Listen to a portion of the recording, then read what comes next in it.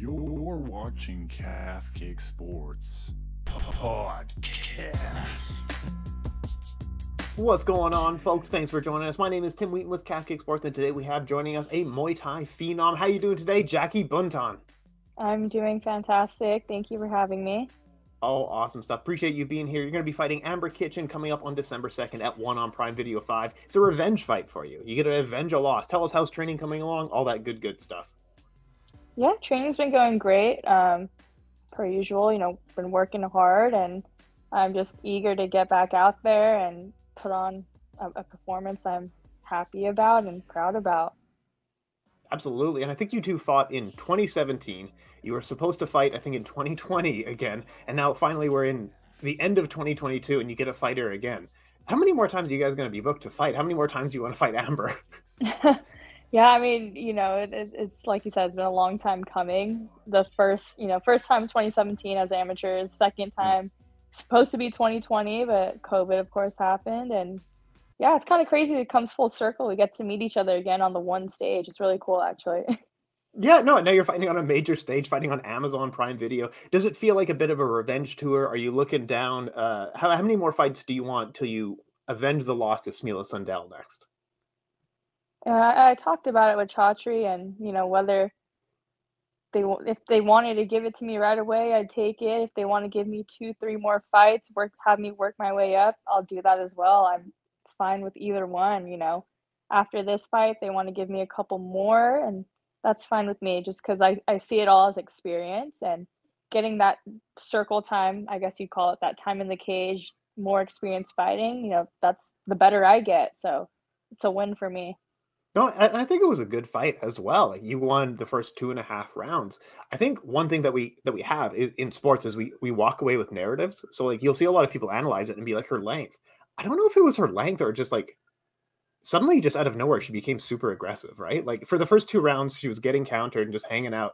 And for the last like 2.5 rounds, she was just like running at you, right? Or am I wrong here? Stop me when I'm wrong, right? No, you're totally correct. And that whole, when I first watched her, that was the thing that stood out with me. It wasn't like she's a technical fighter. Like, she has good technique, good foundation, but it's like, this girl's very aggressive. She likes to push the pace. She saw that with Deandra, when she fought Deandra.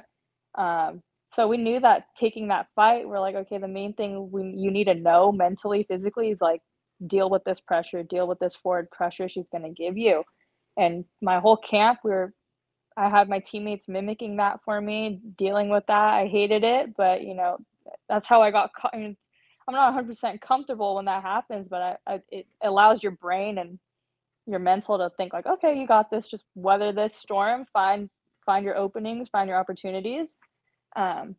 But yeah, no, that's exactly what happened. The first 2 rounds, I think maybe they just heard in my interviews where I was saying I knew she was going to come in like that, which the first rounds, I think that is why she started like her unusual self, kind of took her time, waited a bit, and it didn't surprise me, but I had a quick thought like, okay, this is a game she wants to play, fine.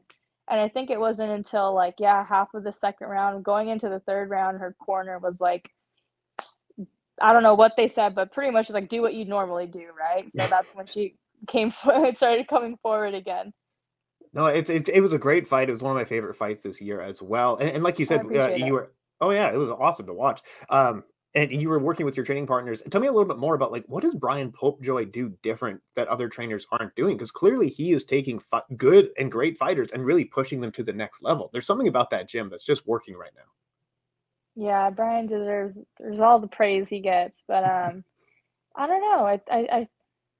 I think it's just me being biased because that's been my only coach I've ever been with since I started. But he has such a careful eye for detail, like such a careful eye. I'm talking about like the most smallest things can make the biggest difference, and he's able to spot that.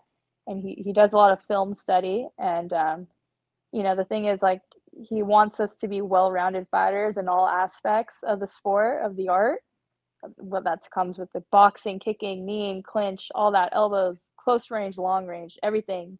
So we constantly work to be better at all of that, but we each have our own individual strengths that he knows about. And I think he's just able to hone in on what we do good, what we're good at, and what he knows we can add to our arsenal in our own way. And I think, at least just from how I view it, that's kind of what I think sets him apart, is just being able to do all that does require a crazy, careful, detailed eye and mind in general. No, and it's clearly working. So what got you in the gym in the first place? Because you were longboarding or skateboarding before. What pushed you to get into Muay Thai? What inspired you to get into this sport? Oh man, I was just definitely a tomboy as a kid. I can't give you like a inspirational story like I watched Bruce Lee movies with my dad or anything like that. Like, it was nothing like that. It was just, I don't know, it always sparked my interest, martial arts. Like, I remember I'd always love watching Charlie's Angels with my sisters. Mhm. Oh my gosh, I was like a huge fan of all of them. I'm talking about like the newer ones, like newish ones, Lucio Liu, Cameron Diaz, all that. Oh, yeah, Drew yeah, definitely, Barrymore, definitely. yeah, yeah. That's what I And figured. I just loved the fact that like these like, as corny as it was, like these girls are like kicking ass, and I thought that was so cool. So I think that's what kind of somewhat leaned my interest into combats and fighting and just self-defense in general. Were there some other heroines that you had growing up? Because I will admit that for people our age, there wasn't a lot of really strong female leads. Of like, I remember Kill Bill was really cool. I'm trying to think of anything else like that. Like, were there some other heroines that you really liked and looked up to? Honestly, no, there wasn't really any that I can think of. Like I said, I loved watching Charlie's Angels, but it wasn't like these are like who my inspirations to be in life. I really had, not even with athletes, I wasn't really super well versed in any sports either. So like, I don't know, there really wasn't, and I think that's changed now. Definitely changed now. There's a handful of women that are killing the game right now in all different sports. Oh yeah, absolutely. And even in media, like we're seeing Oh uh, yeah. so many great female heroes really coming up. Like, and it's awesome to see. Now, there might be a lot of young women who are now looking up to you, and they're nervous or intimidated to go to the gym. What advice would you pass on to these young girls? I'd say that the nerves and intimidation is all a part of it. That's part of any new journey that you start, but you have to remember those are natural feelings and they're gonna go away. The only way it'll go away is if you get up and do it. There's really nothing to lose, and that's exactly how I felt walking into the gym at 11 years old. I was so nervous for months, and I loved it, but I was still intimidated to go because the would be training kids I trained would be training years. They had years on me, months on me, and I would still be intimidated, but it was just the fact that I was able to really find a passion with it and stick to it, and beautiful things happen when you stick to things like that. And I think you were nervous. You were nervous in the gym at first, and then you were very nervous before fights. Is that something that you are now handle, or is it just something you got over, or do you just embrace it? Like, I'm nervous. That's fine. Oh, I 100% embrace it and handle it, I'd say. Um, I think before, I'm sure this with every fighter, like people would try to shut those feelings off, which is what you shouldn't do. That honestly causes more anxiety, more stress onto yourself. And you just have to remember it's like fight or flight. It's your body's natural response to you doing something as crazy as willingly putting yourself in a fight, as crazy as that is. But you just have to understand, like, that's literally part of the game. And I think a lot of young up and comers need to realize that as well. Those nerves are part of the game. They're never gonna go away. They really won't. And it's a matter of, like you said, how you embrace it, how you deal with it. You got to welcome it with open arms in a positive way. You can't run away from it, It's a matter of like this is going to exist in your career. You have to. regardless. Yep. It sucks. It's like that suffering. Yeah. You're gonna suffer. Right. I would like to know what it feels like to not feel that, but I think that's impossible. Well, I remember some of the fighters that I listened to growing up, and I think it was like Rampage Jackson. He was like, I was nervous before every fight. I was always nervous. One fight I wasn't nervous and I lost.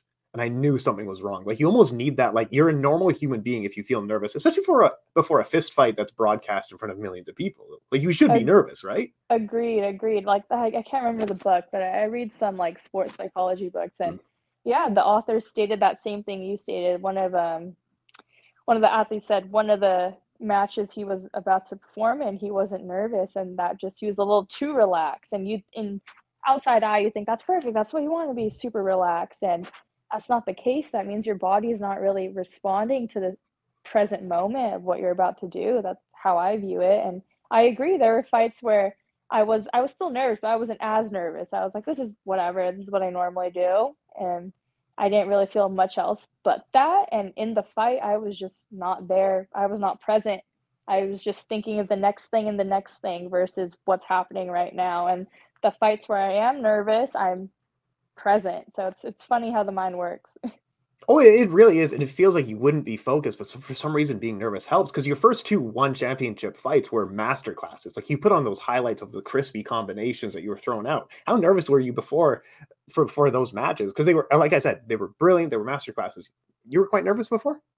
Oh, very nervous, especially, I would say especially the first and third fight that because I was able to get 3 fights in last Mhm. year. Mhm. First fight, I was nervous, but I was able to. It was my pro debut on like not a local card, but ONE championship against the top runner in the division at the time, Wonder Yeah. Girl. So it was like a whole lot. It was a tall order for me, but Mhm. I just did a lot of mental practice and embracing like the situation for what it is. So I was able to handle those nerves well. Second fight, since I was able to get back in fairly quick, like within 2 months of the first fight, I was still nervous, but I think since I had just fought, it was kind of just like, okay, I know what I'm feeling right now. It's just kind of go time. And then Mhm. honestly, that third fight with Danny from Argentina, I was so nervous and it wasn't even because I was fighting her. It was just for whatever reason, I, whatever, how my emotions were that night, I was extremely nervous.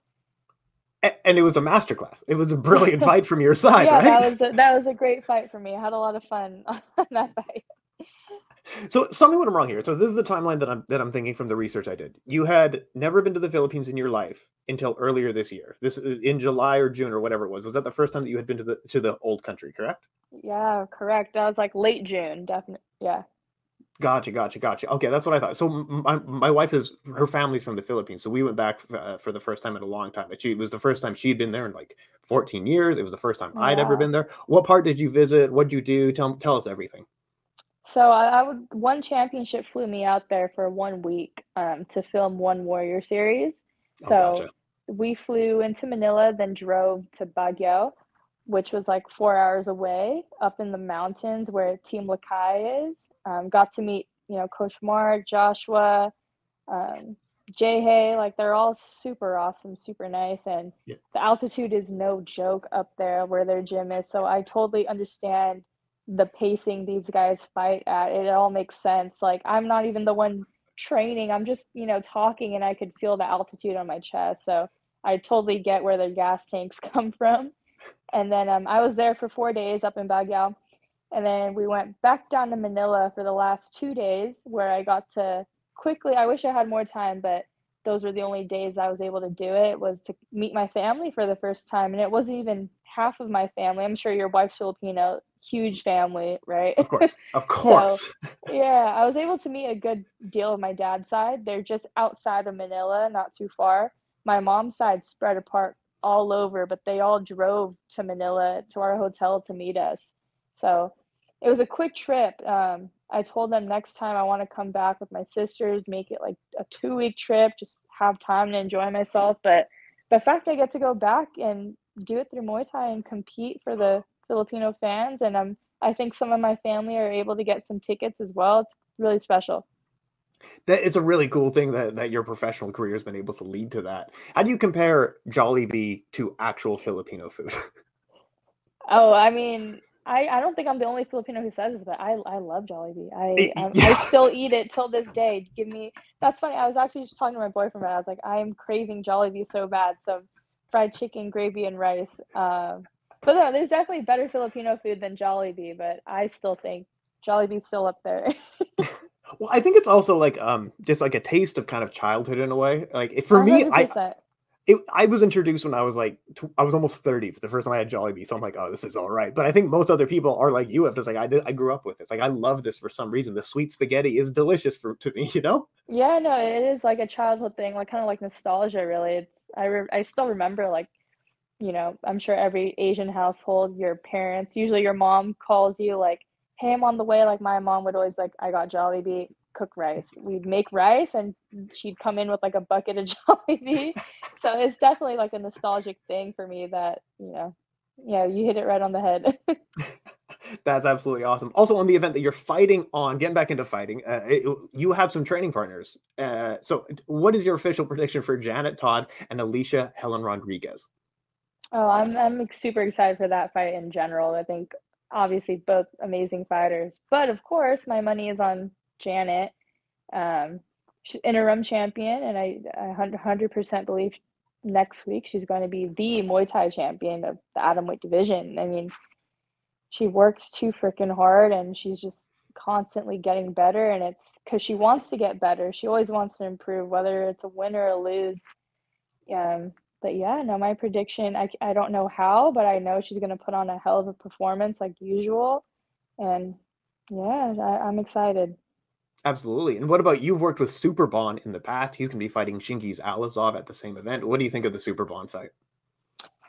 Oh man, his opponent's dangerous also, but I'm a Super Bond fan. He's just a mask. He's a technician and just all around great fighter in every aspect. So my money's on Super Bond. Absolutely. What was it like training with someone with Superbon? It wasn't too long. Like he did a seminar and taught us some of his techniques, and then of course called me and Janet out to spar, which was a surprise. But it was great. I learned so much from him, and I feel like this with most seminars. Like some of the times you're learning things that you already knew, but it's still completely new because it's how the athlete does it themselves. And a simple one is how he throws his right head kick. His famous right head kick is such a simple day one move, but the way he throws it, I just fully understood and felt. Of course, he pulled it, but you can just feel the weight and the connection, like the perfect connection every time onto your neck. Like why he puts people to sleep with this kick. It's insane.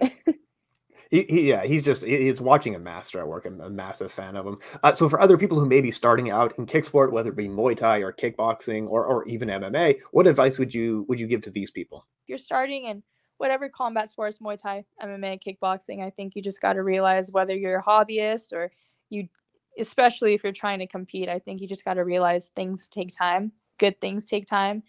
We live in an era where everyone wants to get better and get whatever they want now, but that's not the case, especially in martial arts, especially in sports. It's like you got to put those reps in, you got to get the experience in, and good opportunities come out of that. That's definitely what has helped with my career so far, and I'm just getting started, but everything good that's happened to me so far is because I've trusted the process, as cheesy as it is, but trust the process, put in the work, and good things will happen.